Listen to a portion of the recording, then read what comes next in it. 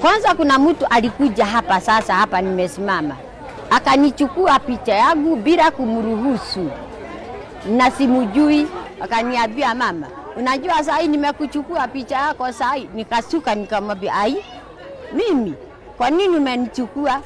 Hapana, hata sasa unaonekana kwa simu nimekupost kila pahali. Nikamuuliza kwa nini? Na akaenda. Nikasikwa na wasiwasi. Kwa nini huyu mtu ameniambia ati amenichukua picha yangu? Nikamuuliza, sasa umenipiga picha na huku niachia contact yako, si uniachie?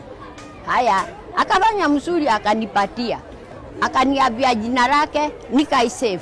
Hata hiyo jina lake liko hapa. Na vile ninaona anatukana Ruto. Kama ananiweka hapo. Anaita Ruto wa Kahare.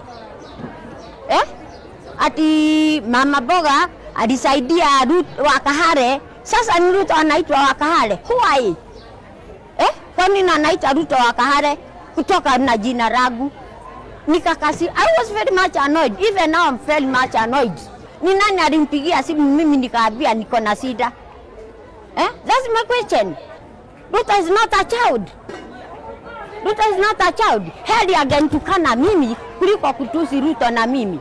Because hajui vile tunaenda na Ruto. Hajui nilimpenda kwa nini.